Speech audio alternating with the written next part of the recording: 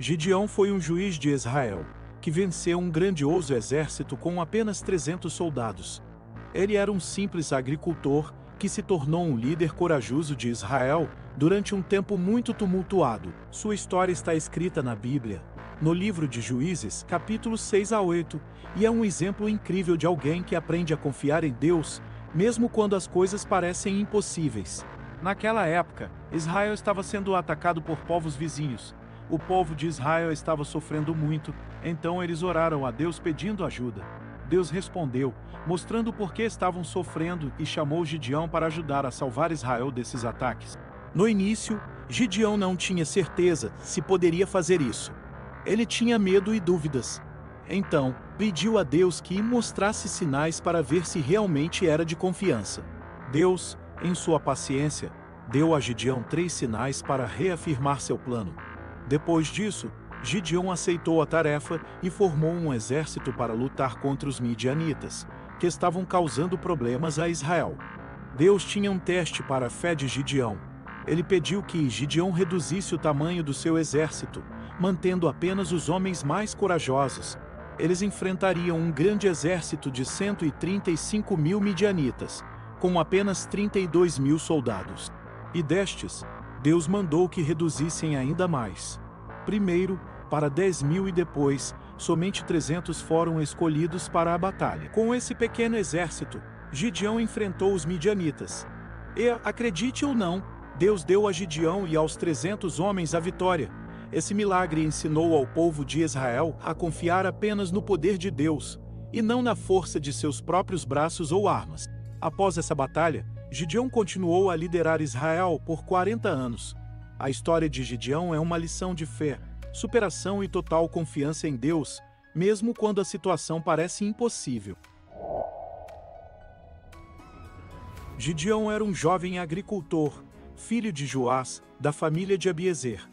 Essa era uma família muito pobre da tribo de Manassés, e Gideão era o filho mais novo.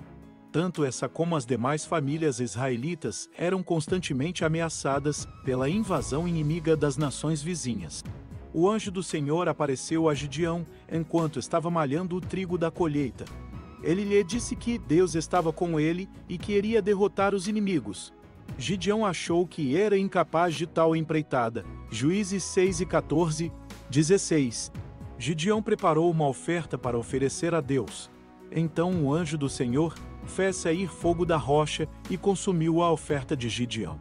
Ele ficou perturbado com o que viu porque entendera que tinha se encontrado com o próprio Deus. Mas o Senhor lhe tranquilizou, dizendo para ter paz e não sentir medo. Gideão construiu um altar dedicado a Deus e lhe chamou: O Senhor é paz. Deus mandou Gideão destruir os altares idólatras de seu pai. Gideão obedeceu, mas por medo o fez à noite. Contudo, quando os homens da cidade descobriram, ficaram irados com ele. O pai de Gideão intermediou a situação, dizendo que, se Baal fosse um Deus verdadeiro, se defenderia de Gideão. Por isso, Gideão ficou conhecido como Jerubaal, que significa que Baal defenda a sua causa com ele. Depois desse encontro, Gideão pediu um sinal para ter a certeza que Deus iria libertar Israel.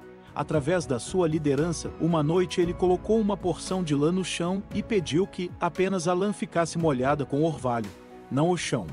De manhã, apenas a lã estava molhada.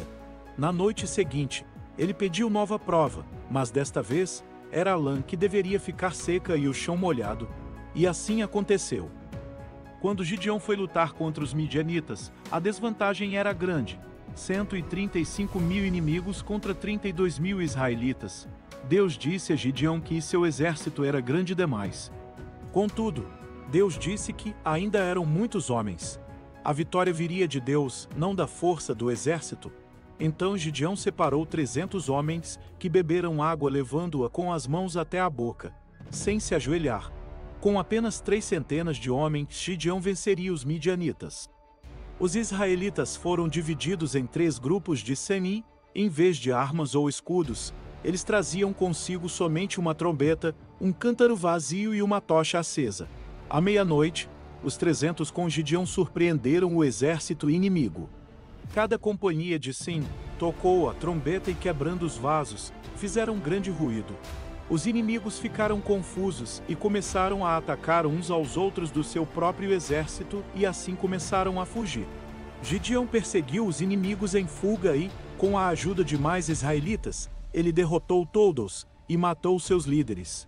Pelo caminho, algumas cidades israelitas não ajudaram Gideão e seus homens cansados. Por isso, quando terminou a batalha, Gideão castigou essas cidades. Os israelitas quiseram proclamar Gideão como seu rei, mas ele recusou governar o povo. Ele apontou o governo e domínio de Deus sobre o povo. Gideão apenas aceitou receber uma parte dos despojos da guerra. Com o ouro que recebeu, Gideão fez um manto sacerdotal, como memorial dos seus feitos, que colocou em sua cidade. Infelizmente, esse manto se tornou um ídolo para a família de Gideão. As pessoas passaram a adorar aquela estola sacerdotal de ouro como se fosse um deus. O ídolo era a forma de todos se lembrarem da sua vitória, e isso fez com que começassem a se esquecer de Deus. A vitória tornou-se mais importante que o Senhor que concedeu o livramento. Durante o resto da vida de Gideão, Israel teve paz, e Gideão voltou para casa, se casou com muitas mulheres e teve 70 filhos. Mas depois que morreu, os israelitas voltaram novamente a pecar, adotando outros deuses estranhos. Por causa dessa idolatria, os israelitas voltaram a se afastar de Deus, se esquecendo de tudo que ele fez através de Gideão. Os méritos da vitória na batalha de Gideão foram todos do Senhor. Embora Gideão tenha desempenhado um importante papel na liderança do povo, Deus foi quem promoveu a grande libertação dos seus inimigos, de uma forma impressionante. Gideão demonstrou em vários momentos ser um homem temeroso, com algumas dúvidas essenciais. Mas, apesar das incertezas iniciais e do medo, Deus escolheu chamar e usar Gideão, apesar da sua vulnerabilidade e através da sua pequenez. Em resposta, Gideão creu, obedeceu e adorou ao Senhor, cumprindo as orientações divinas, conforme lhe era transmitido.